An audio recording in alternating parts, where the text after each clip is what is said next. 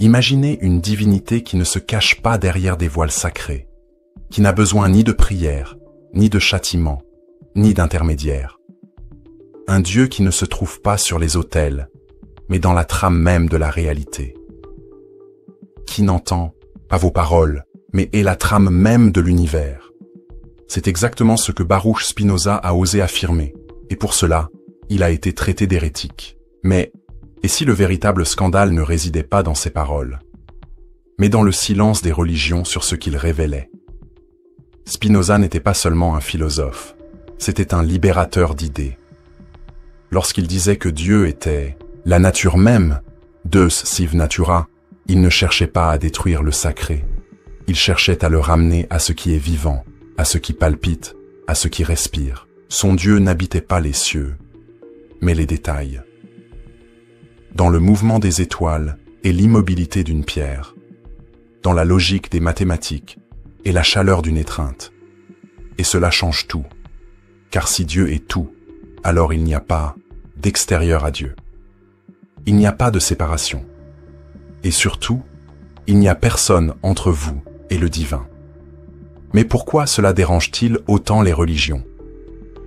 La réponse est simple. Si l'on n'a plus besoin de temple, de prêtre ou d'écriture pour accéder au sacré, le pouvoir change de main.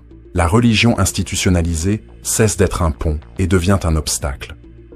Spinoza a montré que le divin est accessible, non pas comme une récompense, mais comme une réalité. Cela signifie qu'il n'existe pas de rituel magique, pas de club des élus, pas de paradis exclusif pour les obéissants. Le sacré est ici, maintenant. Et cela donne du pouvoir à l'individu et menace ceux qui ont toujours voulu garder ce pouvoir sous contrôle. Prenons un peu de recul. Regardons l'histoire des grandes religions. Combien d'entre elles vous ont réellement encouragé à penser par vous-même? Combien vous ont affirmé que l'univers est sacré et que la compréhension rationnelle du monde est une forme de culte? Peu, voire aucune. Car ce que Spinoza a proposé est dangereux pour toute structure de domination. Il a remplacé la peur par la raison et la foi aveugle par la compréhension. Réfléchissez-y. Si Dieu n'est pas un être distinct qui juge et punit, mais l'ordre naturel lui-même, alors les châtiments éternels perdent leur sens. L'enfer devient une métaphore mal interprétée. Le péché cesse d'être un défaut moral et devient peut-être une déconnexion de la réalité. Et le salut devient lucidité. En acceptant que nous faisons partie d'un tout divin et que vivre avec sagesse, rationalité et amour est ce qui se rapproche le plus du sacré. Cette idée, bien que simple, exige une profonde maturité, car elle prive de la commodité des réponses toutes faites. Elle prive de la facilité du pardon automatique, du rituel rédempteur, de l'autorité extérieure. Spinoza vous donne une clé, mais pas une porte, car la porte est en vous. Et il faut vouloir la franchir. Certains disent que Spinoza était athée, d'autres l'ont qualifié de panthéiste. Mais en vérité, ces étiquettes ne rendent pas l'essence de ce qu'il proposait. Il n'a pas nié Dieu. Il l'a élargi au point que le nom en perd presque tout son sens. Car si tout est Dieu, alors qu'est-ce que Dieu? C'est là toute la beauté de la pensée spinoziste. Elle ne veut pas vous imposer une croyance. Elle veut que vous la voyiez, que vous la ressentiez, que vous la compreniez, que vous expérimentiez le sacré comme partie intégrante de l'existence, et non comme quelque chose d'extérieur à elle. Un jour, alors que je marchais dans une forêt, j'entendis le bruit des branches qui bougeaient dans le vent, le bruissement des feuilles sèches sous mes pieds, l'odeur humide de la terre après la pluie. Et à cet instant, sans un mot, je compris ce que Spinoza voulait dire. C'était Dieu, non pas comme figure, mais comme présence, comme vie, comme totalité. Spinoza ne voulait pas détruire la religion. Il voulait libérer la spiritualité de la prison du dogme. Il voulait montrer que vivre de manière éthique, rationnelle et en lien avec la nature est un acte sacré. C'est pourquoi sa pensée reste si révolutionnaire. Il ne dit pas « croire », il dit « comprendre », voir avec ses propres yeux, ressentir avec son esprit. Libérez-vous de la peur et avancer avec lucidité. Les religions n'ont jamais beaucoup parlé de Spinoza, et il n'est pas difficile de comprendre pourquoi. Il n'était pas un réformateur comme Luther. C'était un libérateur silencieux, un homme qui préférait l'exil à la soumission, qui vivait simplement, affinant son regard, littéralement et philosophiquement, pour voir le monde plus clairement. Et peut-être que la plus grande menace n'est pas Spinoza, mais ce qui se passe quand quelqu'un le comprend. Car celui qui comprend Spinoza change. Cela change la façon dont vous regardez la nature. Elle cesse d'être un décor et devient un sanctuaire. Cela change la façon dont nous gérons la souffrance. Elle cesse d'être une punition et devient une partie du flux de l'existence. Cela change la façon dont nous interagissons avec les autres. Ils cessent d'être des ennemis et deviennent des manifestations du même Dieu qui vit en tout. Et ça, c'est dangereux. Parce qu'une personne qui ne cède pas à la peur est une personne libre. Une personne qui n'a pas besoin d'être sauvée est une personne qui ne peut pas être manipulée. Et une personne qui voit Dieu en toute chose est quelqu'un qui respectera la vie sous toutes ses formes. Alors, que vous cachent les religions? Peut-être qu'ils cachent le fait que vous n'avez pas besoin d'eux pour être entier. Peut-être cachent-ils le fait que le sacré a toujours été à leur portée. Peut-être cachent-ils le fait que Dieu n'est pas à l'extérieur. Il est en tout, toi y compris. Et maintenant que cette idée a été plantée, la question inévitable est, pourquoi cherchons-nous encore Dieu si loin, s'il n'est jamais parti d'ici? Mais attention, cette question est une porte. Et chaque porte, une fois ouverte, peut changer votre vie pour toujours. Baruch Spinoza n'avait que 23 ans lorsqu'il fut expulsé de la communauté juive d'Amsterdam en 1656. Ce ne fut ni un départ silencieux, ni un simple départ. Ce fut une rupture violente, marquée par un document froid et implacable appelé Érem, une forme d'excommunication qui le déclarait damné, maudit, exclu de tout rite, de toute relation et même du langage de ses pairs. À partir de ce moment, plus personne dans la communauté ne pouvait lui adresser la parole, ni même se trouver dans la même pièce. Et le plus surprenant, un tel niveau de punition ne fut pas infligé à des criminels, des voleurs ou des traîtres politiques, mais à un jeune homme qui osait penser. Penser authentiquement, profondément, indépendamment. Spinoza fut condamné non pas pour avoir menacé la communauté par la violence, mais pour avoir menacé sa structure par des idées. Et lorsqu'une idée est plus redoutée qu'une épée, on commence à en réaliser la puissance. Mais qu'a-t-il fait de si grave? La réponse ne réside pas dans une action, mais dans son audace intellectuelle. Il a tout remis en question. Il a remis en question la littéralité de la Torah, il a douté des interprétations traditionnelles des Écritures. Il a exposé les contradictions entre les textes sacrés et la raison, et, peut-être le plus impardonnable, il a affirmé que Dieu n'était pas un être distinct et volontariste agissant comme un roi céleste, mais plutôt une substance infinie, éternelle et nécessaire, présente en tout ce qui existe. En proposant que Dieu soit la nature elle-même, Spinoza n'a pas nié le divin, il l'a universalisé. Et c'est ce qui le rendait si dangereux, car si le divin est en tout, nul besoin de temple pour le trouver. Il n'y a plus d'autorité religieuse détenant la clé du sacré. Et lorsqu'on retire à une institution son monopole spirituel, elle devient simplement une autre institution. Spinoza représentait exactement cela. La menace d'un esprit libre dans un monde où l'air raréfié de la soumission était encore présent. Pour les chefs religieux de son époque, sa philosophie était comme une lame tranchante qui transperçait le tissu des certitudes collectives. Il n'élevait pas la voix, ne prononçait pas de discours public et n'incitait pas à la révolte. Sa révolution était intérieure, silencieuse, imperturbable, mais précisément pour cette raison, d'autant plus profonde. Il ne voulait détruire ni le judaïsme, ni le christianisme, ni aucune tradition. Ce qu'il voulait était autre chose, beaucoup plus audacieux.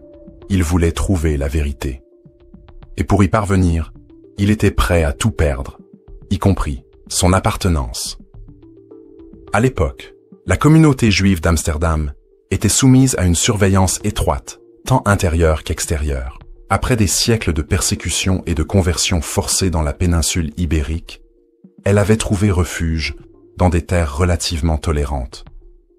Il existait donc un pacte tacite pour préserver l'ordre, faire profil bas, maintenir sa foi dans des limites acceptables. Spinoza rompit ce pacte avec un courage rare.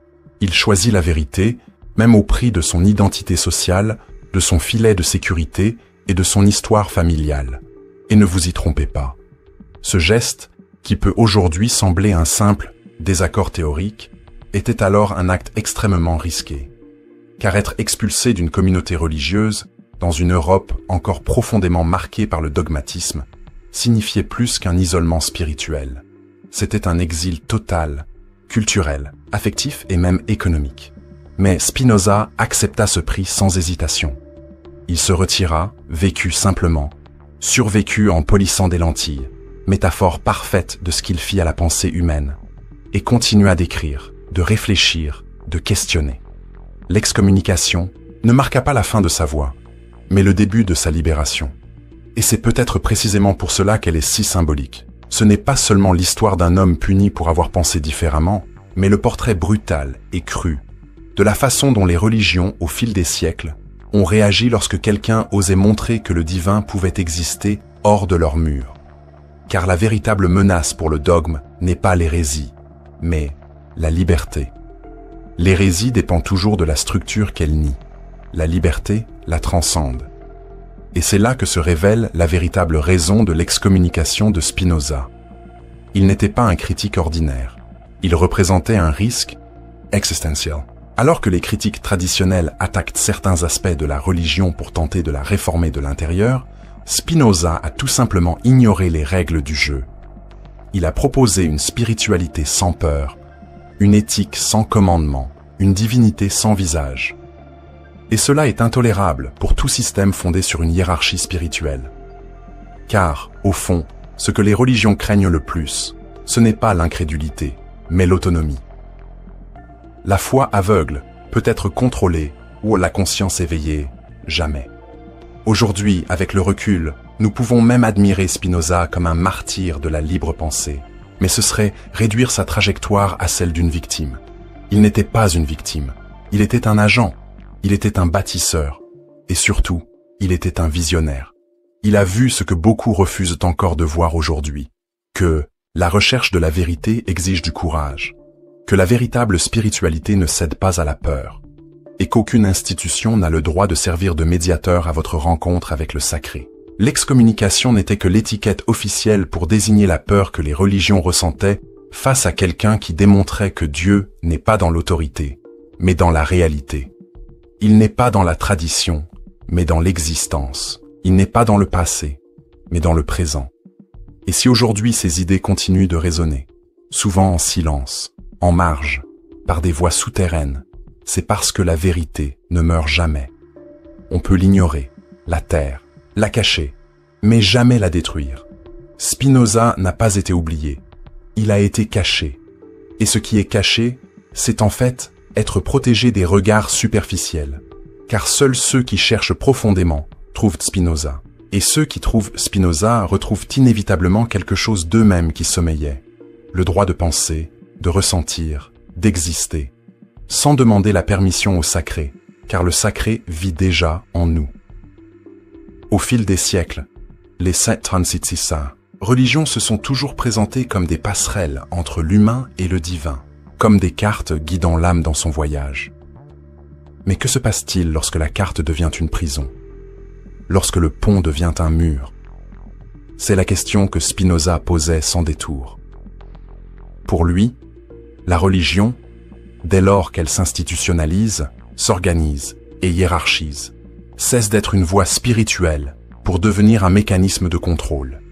Il ne s'agit pas d'une accusation creuse, ni d'une attaque furieuse.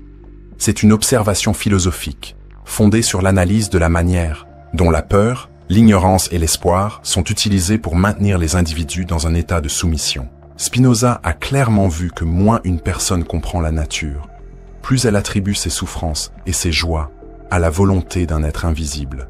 Et plus elle dépend de cette idée, plus elle s'abandonne à ceux qui prétendent la représenter.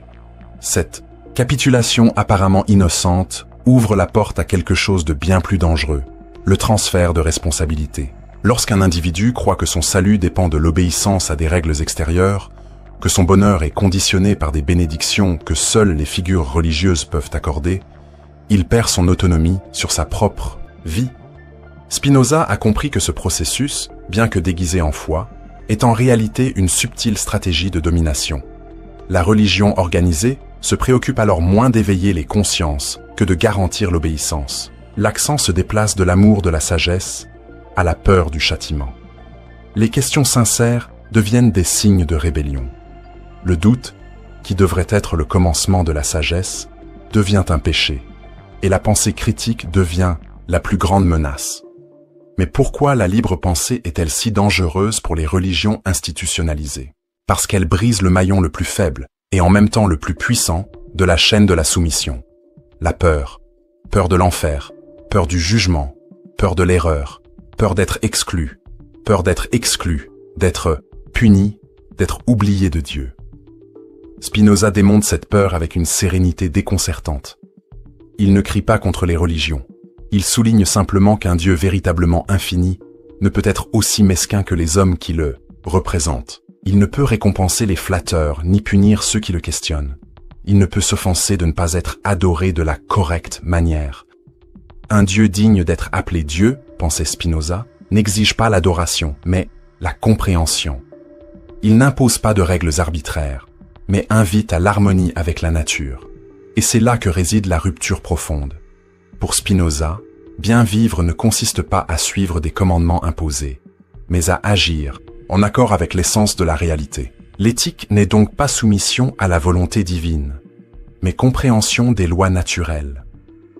Ceux qui comprennent le monde et eux-mêmes vivent avec plus de clarté, plus de paix, plus de responsabilité, non pas par crainte du châtiment, mais parce qu'ils reconnaissent leur interdépendance avec tout ce qui existe. Cette éthique de la raison est incompatible avec une religion fondée sur la peur, car elle émancipe. Elle restitue à l'individu ce que la religion historiquement institutionnalisée lui a enlevé, le pouvoir de vivre en conscience et en liberté. C'est pourquoi tant de traditions religieuses occultent ou déforment la pensée de Spinoza, car il n'attaque pas la foi. Il montre que la vraie foi n'a pas besoin d'intermédiaire. Et cela démantèle toute une chaîne de dépendance construite au fil des siècles. Imaginez, si les gens comprenaient vraiment qu'ils peuvent mener une vie éthique et pleine, connectée au tout, sans avoir à passer par des rituels, des dogmes et des autorités religieuses, que resterait-il de ces institutions? Qu'adviendrait-il des trônes bâtis sur la culpabilité, des chairs soutenues par la peur, des empires bâtis sur des promesses de salut futur? Spinoza ne répond pas directement. Il montre simplement qu'il existe une autre voie, plus difficile, plus solitaire, mais infiniment plus vraie. C'est là que sa philosophie touche à la spiritualité la plus profonde, car elle exige la responsabilité personnelle. Il n'est plus possible d'accuser le diable, les autres, le monde ou un destin invisible. Plus moyen non plus de se cacher derrière l'idée que Dieu l'a voulu ainsi. Tout ce qui arrive résulte de causes naturelles. Comprendre ces causes, au lieu de les craindre, est la clé de la liberté. Et cela exige étude, réflexion, maturité. C'est pourquoi, pour beaucoup, la pensée de Spinoza est inconfortable, car il ne propose aucun raccourci. Il n'offre aucun miracle. Il offre la lucidité. Et la lucidité ne réconforte pas. Elle libère. Et la libération consiste, par essence, à se libérer des entraves, aussi ornées soient-elles. Spinoza savait que cette voie n'était pas populaire. Il savait que rares seraient ceux qui seraient prêts à troquer la sécurité des certitudes religieuses contre l'immensité de la compréhension rationnelle. Mais il savait aussi que ceux qui franchiraient ce pas ne seraient plus jamais les mêmes. Car dès lors que l'on comprend que le divin n'exerce pas un contrôle extérieur, mais l'ordre intérieur de l'univers, tout change.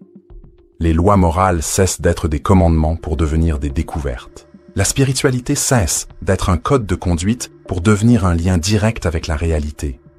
Et la religion, dans ce nouveau contexte, se révèle. Soit elle sert la conscience, soit elle sert le contrôle. Et c'est la question qu'il faut Se poser, non pas avec des accusations, mais avec lucidité. La religion que vous pratiquez aujourd'hui, vous libère-t-elle ou vous emprisonne-t-elle? Vous apprend-elle à penser ou vous ordonne-t-elle de vous taire? Vous invite-t-elle à aimer ou vous menace-t-elle de châtiment? Car si votre religion exige la peur pour maintenir votre foi, peut-être que ce que vous possédez n'est pas de la spiritualité, mais de l'obéissance. Et Spinoza est venu précisément nous rappeler que Dieu ne nous veut pas soumis, mais conscients, non courbés, mais éveillés, non effrayés, mais compréhensifs. Et la compréhension, comme il le savait bien, est le premier pas vers une vie libre, une liberté qui naît dans l'esprit, mais qui résonne tout au long de l'existence. Il existe deux instruments silencieux qui façonnent le comportement humain depuis des millénaires, la peur et la culpabilité. Elles ne crient pas, ne s'imposent pas brutalement, mais s'installent lentement comme des ombres intérieures, façonnant les choix, étouffant les désirs, déformant les perceptions. Pour Spinoza, ces émotions ne sont pas de simples réactions, naturelles, mais des mécanismes de contrôle soigneusement cultivés par les religions organisées au fil du temps. De plus, il croyait que la véritable libération spirituelle commence au moment où l'être humain se libère de ses chaînes invisibles. Car ceux qui vivent dans la peur ne vivent pas vraiment. Et ceux qui portent en eux la culpabilité ne peuvent même pas se regarder dans le miroir de leur propre conscience sans se sentir indignes. La peur et la culpabilité ne se contentent donc pas de paralyser l'action, elles rongent l'âme. Spinoza voyait la peur comme le terreau fertile où germe la superstition. Lorsque les êtres humains ne comprennent pas les causes des phénomènes qui les entourent, ils recourent à des explications magiques. Le tonnerre devient signe de colère divine. La sécheresse, châtiment des péchés cachés. La maladie, châtiment des déviations morales. Et au lieu d'enquêter sur les causes naturelles, l'homme s'agenouille devant l'inexplicable, espérant la clémence. Cet abandon intellectuel engendre un cercle vicieux. Moins on comprend le monde, plus on craint l'inconnu. Et plus on craint, plus on accepte tout récit consolateur, même au détriment de la vérité. Les religions, ayant compris ce mécanisme, ont souvent préféré entretenir la peur plutôt que de la dissiper, car la peur rend l'homme dépendant, et un être humain dépendant est facilement influencé. Mais ce n'est pas seulement la peur de l'extérieur qui paralyse.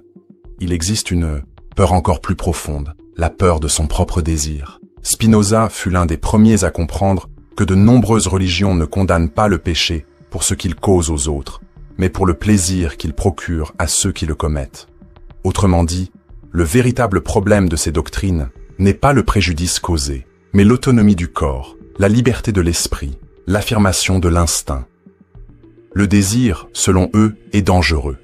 Il est mauvais. Il est un signe de faiblesse spirituelle. Ainsi, l'individu est amené à se soupçonner lui-même. Chaque impulsion devient tentation.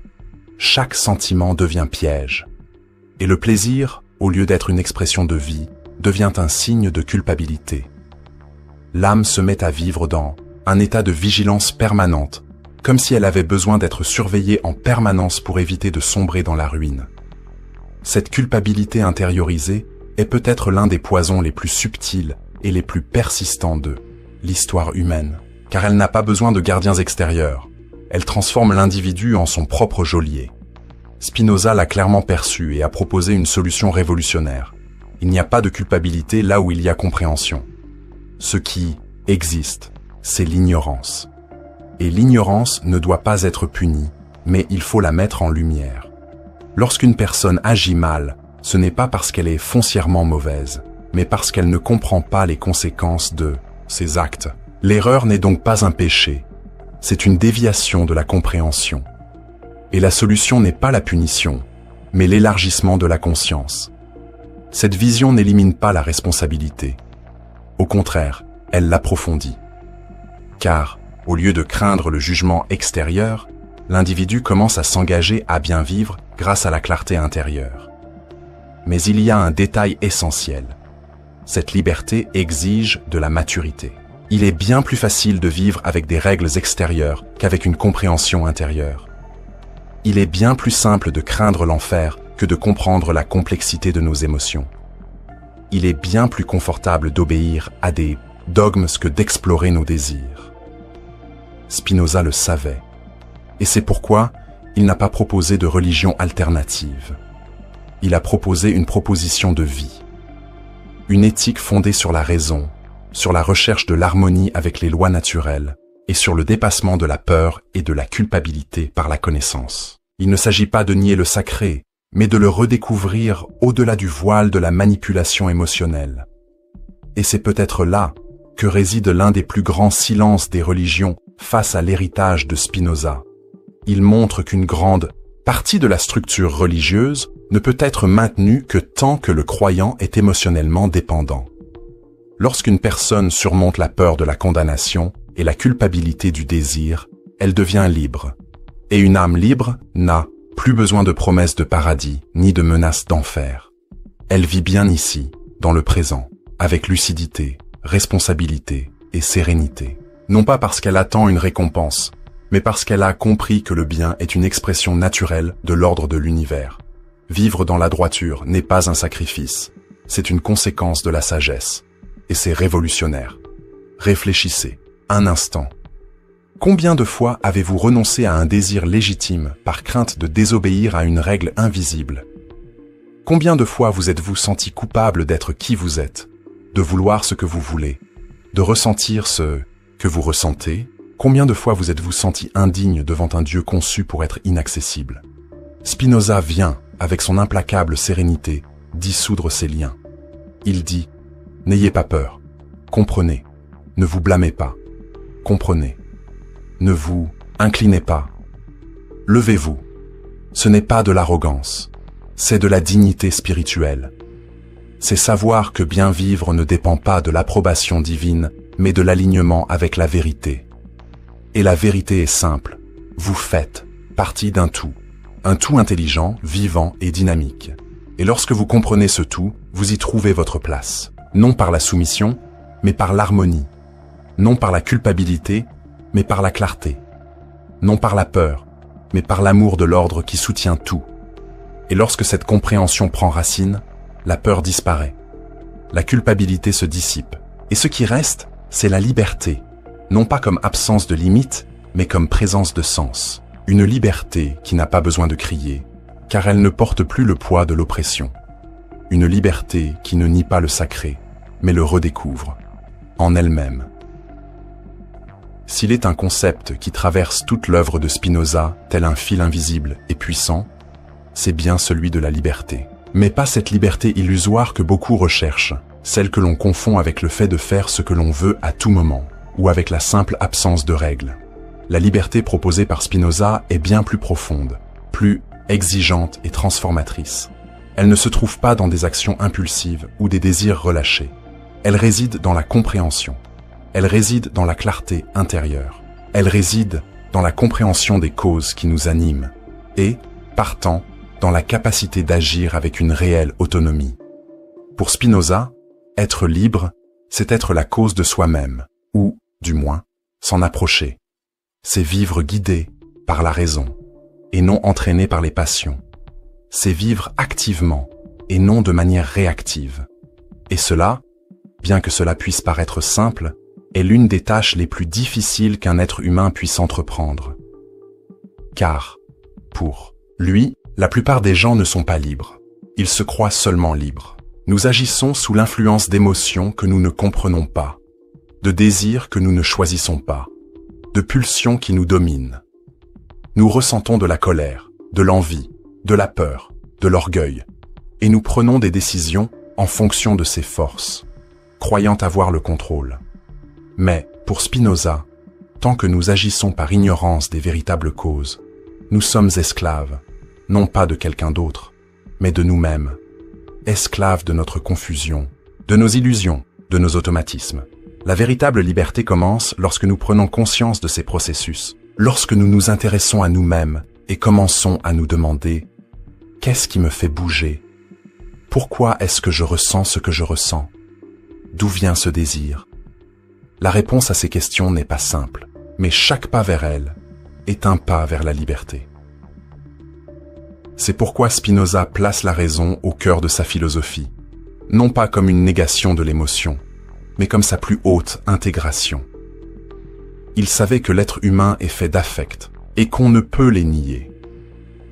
Mais il savait aussi qu'il est possible de les comprendre, de les organiser et d'en transformer l'énergie. La raison n'est donc pas l'opposé de l'émotion, elle en est le guide.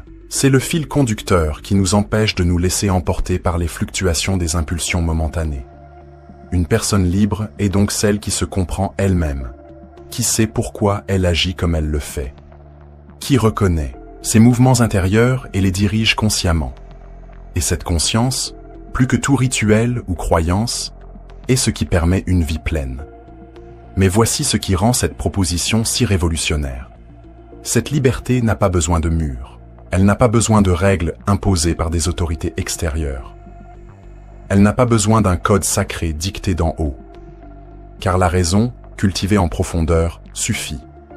Elle devient sa propre boussole. L'éthique spinoziste n'exige pas la soumission, elle exige la maturité. Elle exige que l'on prenne le contrôle de sa propre existence, que l'on cesse d'attendre des ordres et que l'on commence à construire la compréhension. Et c'est quelque chose que les religions, en général, ont toujours traité avec suspicion. Car une personne qui pense par elle-même, qui ne craint pas les châtiments invisibles, qui ne dépend pas des promesses divines, est une personne incontrôlable. C'est quelqu'un qui vit avec une dignité intrinsèque et non par obligation. Spinoza croyait que vivre selon la raison n'est ni sec ni froid. C'est même profondément libérateur. Car lorsque nous comprenons l'ordre naturel de l'univers et notre place en son sein, nous devenons partie prenante du tout. Nous cessons de lutter contre le courant de la vie et commençons à naviguer avec lui. L'angoisse née de l'ignorance se dissipe. Le désespoir né de l'imprévisibilité se transforme en acceptation active. La raison n'est donc pas un mur qui nous sépare de la vie. C'est un pont qui nous relie à elle par une vérité plus profonde. Et ce lien, loin de nous éloigner de la spiritualité, nous conduit à une forme de révérence plus authentique, celle qui naît de la compréhension et non de la peur. Et c'est là qu'apparaît une vérité dérangeante pour de nombreuses institutions religieuses. La liberté proposée par Spinoza n'a pas besoin d'intermédiaire. Elle n'a besoin ni de prêtres, ni de pasteurs, ni de rabbins, ni de gourous. Elle exige la réflexion. Elle exige le courage de regarder en soi.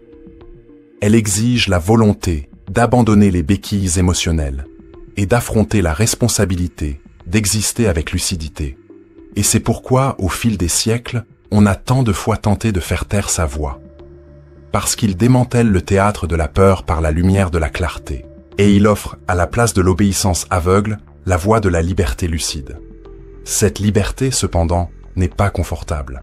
Elle ne promet pas la sécurité. Elle ne garantit pas les applaudissements. Elle ne crée pas une communauté, prête à vous accueillir sans poser de questions.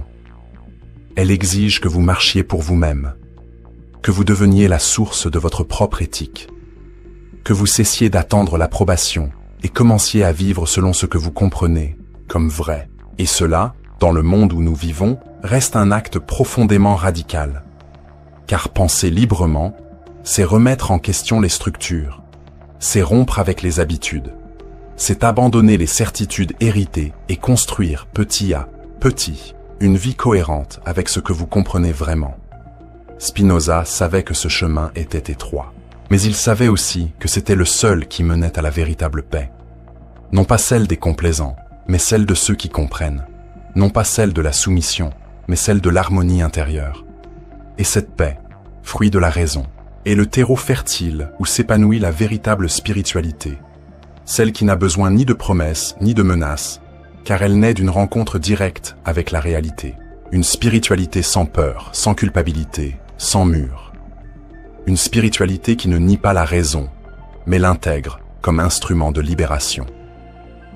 Et c'est peut-être pour cela que la philosophie de Spinoza, même silencieusement, continue de résonner. Car, au plus profond de nous-mêmes, nous ressentons tous l'appel à cette liberté, même s'il est étouffé, même s'il est masqué par des dogmes, des traditions et des peurs ancestrales. Et un simple aperçu de cet appel suffit, un instant de lucidité, pour que le chemin de la raison s'ouvre devant nous, comme une route invisible mais irrévocable. Une route qui ne mène pas à un paradis futur, mais à la lucidité présente. Et ceux qui ont le courage de l'emprunter n'accepteront plus jamais les murs comme leur foyer. L'idée de spiritualité a toujours été liée à la religion dans l'esprit de beaucoup. Pour la plupart, il est presque inconcevable d'imaginer l'une sans l'autre, comme s'il s'agissait des faces d'un même miroir ou des racines d'un même tronc. Mais Spinoza, avec sa sérénité inébranlable et son regard pénétrant, a remis en question ce paradigme avec le même calme que celui qui ouvre une fenêtre pour laisser entrer le vent. Pour lui, la spiritualité ne dépend ni de cérémonies, ni de temples, ni d'écriture. Elle ne requiert ni l'appartenance à un groupe, ni la soumission à une tradition spécifique. C'est avant tout un état de conscience, une manière de percevoir le monde, une forme de présence à la vie.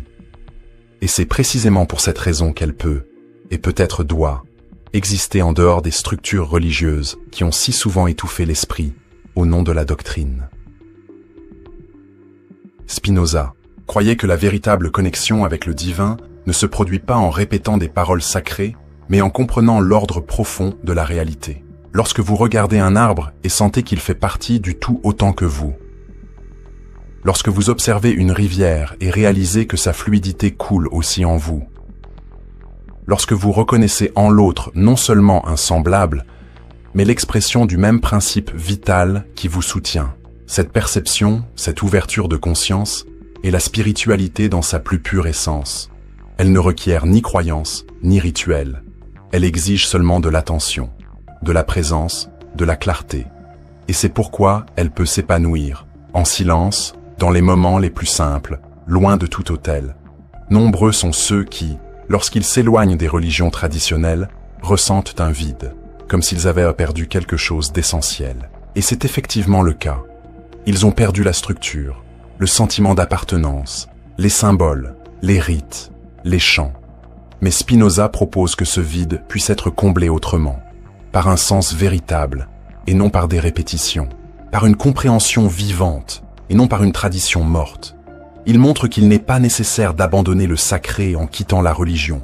Au contraire, il est possible de le redécouvrir avec encore plus d'intensité. Car lorsque la spiritualité se libère des murs de l'institution, elle se diffuse, elle se fond dans le quotidien. Elle vient habiter le silence du matin, le bruit de la pluie, le sourire sincère, l'écoute attentive, le geste éthique qui naît de la compréhension et non du devoir. Cette spiritualité non religieuse n'est pas indifférente à la souffrance humaine. Bien au contraire, elle est profondément attachée à la vie, non pas à une vie idéalisée, mais à une vie réelle, concrète et imparfaite. Spinoza ne propose pas une évasion du monde vers un plan céleste. Il invite à une immersion plus profonde dans le monde tel qu'il est.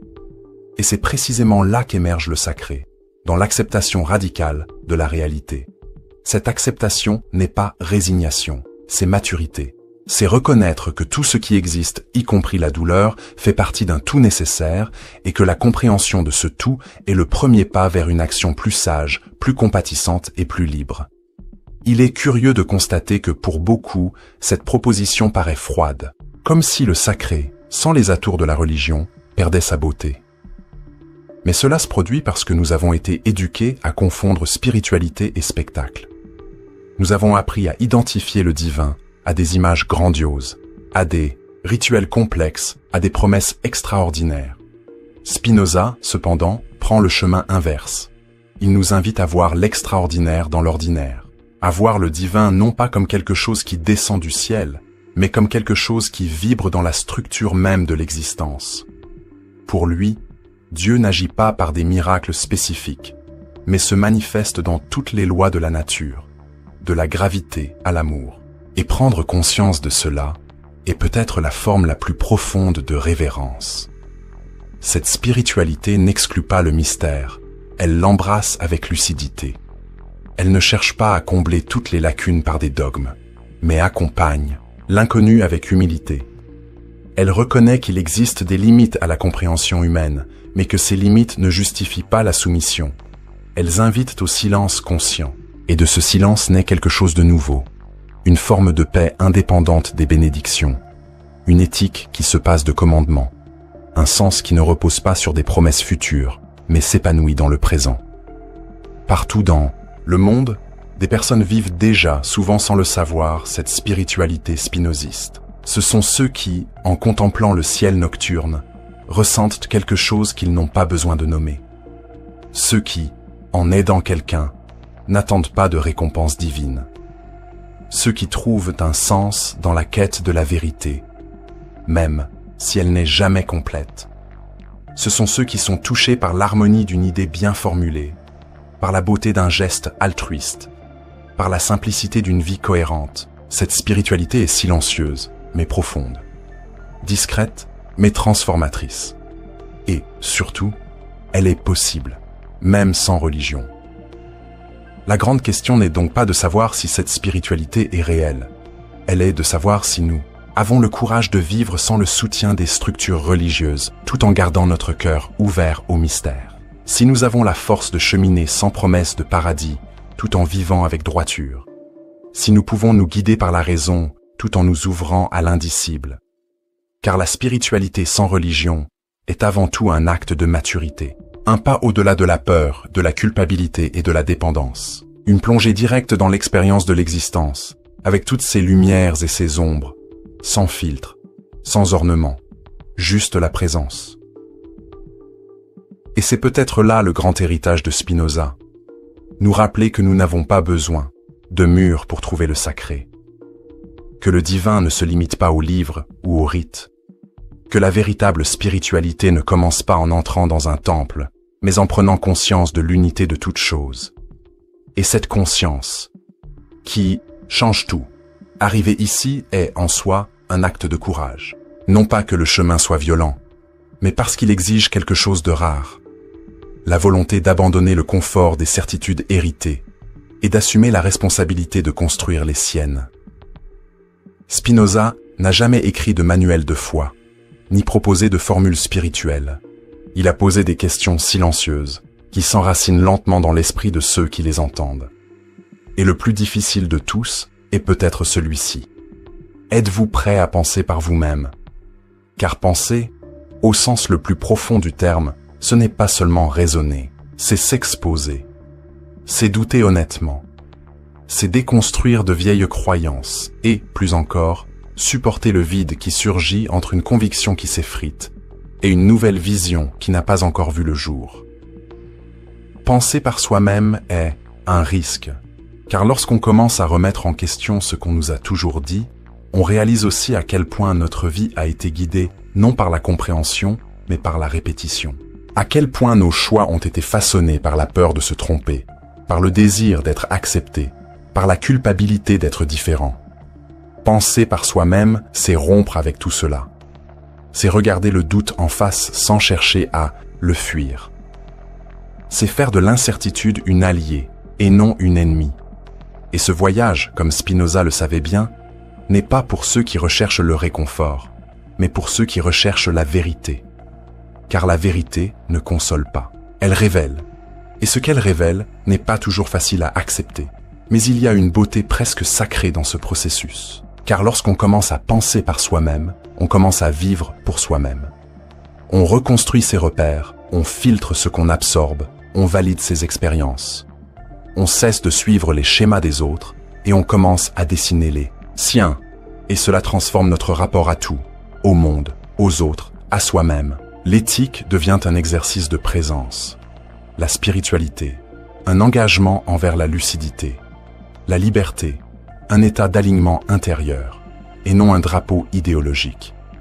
Et la pensée cesse d'être un mécanisme fonctionnel pour devenir une forme de respect de la vie. Spinoza ne voulait pas créer de disciples. Il voulait créer des êtres conscients. Il savait que la plus grande révolution ne se produit pas lorsqu'une nouvelle croyance remplace une ancienne, mais lorsque les êtres humains deviennent capables de marcher seuls, de poser des questions sans avoir besoin de réponses toutes faites, de rester fidèles à leur quête même, lorsqu'elles n'offrent aucune garantie. Cette maturité spirituelle, si rare et si puissante, n'apparaît que lorsque nous abandonnons la dépendance et acceptons le défi de penser de manière autonome. Et cela, dans un monde habitué à suivre, est un acte profondément transformateur. Mais, le plus curieux, c'est que, lorsqu'on commence à penser par soi-même, on ne s'isole pas, on se reconnecte. Car la pensée authentique, loin de dresser des murs, crée des ponts. Des ponts avec d'autres chercheurs, avec d'autres visions, avec d'autres façons d'exister. Penser par soi-même, c'est s'opposer à s'enfermer dans des vérités absolues. C'est s'ouvrir au réel. C'est prendre conscience que la vérité n'appartient à personne, mais qu'elle est un paysage qui se révèle peu à mesure que nous avançons avec honnêteté. Et au cours de ce voyage, nous découvrons que ce qui nous unit n'est pas une croyance commune, mais un engagement envers la lucidité. Lorsque Spinoza fut excommunié, il perdit tout ce qui le rattachait au monde religieux de son temps. Mais, en le perdant, il gagna ce que beaucoup n'osèrent jamais rechercher, la liberté d'être entier. La liberté de regarder l'univers et de le voir non pas comme un théâtre de punition et de récompense, mais comme un organisme vivant dont nous faisons partie. Il ne vivait pas pour les applaudissements ou l'acceptation. Il vivait pour être cohérent avec ce qu'il considérait comme vrai. Et c'est peut-être la plus grande invitation qu'il nous laisse. Ne vivez pas pour plaire. Vivez pour comprendre. Ne suivez pas par peur. Sortez de la lucidité. Ne répétez pas ce que vous avez entendu. Vivez ce que vous ressentez. Et si, ce faisant, vous perdez votre sécurité, qu'elle soit échangée contre la vérité. Penser par soi-même est un défi constant, car le monde est rempli de voix qui veulent penser à votre place. Elles vous proposent des formules toutes faites de sens, de moralité et d'identité. Mais la spiritualité qui naît de l'autonomie est plus forte que toutes ces propositions, parce qu'elle vous appartient. Et lorsqu'elle s'épanouit, tout change. Vous n'avez plus besoin d'approbation pour vous sentir digne. Vous n'avez plus besoin de promesses pour faire le bien. Vous n'avez plus besoin de menaces pour éviter le mal. Votre vie cesse d'être guidée par des forces extérieures et devient l'expression directe de votre conscience éveillée. Et c'est peut-être là la grande question finale, non seulement pour ce scénario, mais pour tout votre cheminement personnel. Êtes-vous prêt à abandonner les béquilles qu'on vous a toujours appris à utiliser? Êtes-vous prêt à vivre sans avoir besoin d'applaudissements, sans craindre la punition, sans implorer des bénédictions? Êtes-vous prêt à avoir confiance en votre capacité à comprendre, à ressentir, à agir avec clarté? Car si c'est le cas, alors vous êtes prêt à vivre comme Spinoza, avec sérénité, avec éthique, avec liberté. Et une vie comme celle-ci, même sans temple, même sans religion, est une vie sacrée, car c'est, avant tout, une vie vraie. Mais n'oubliez pas, penser par vous-même n'est qu'un début. Car ceux qui pensent transforment. Et ceux qui transforment, inévitablement, perturbent. Et ceux qui perturbent, révèlent. Et ceux qui révèlent, s'éveillent. Et ceux qui s'éveillent, ne se rendorment jamais, plus jamais.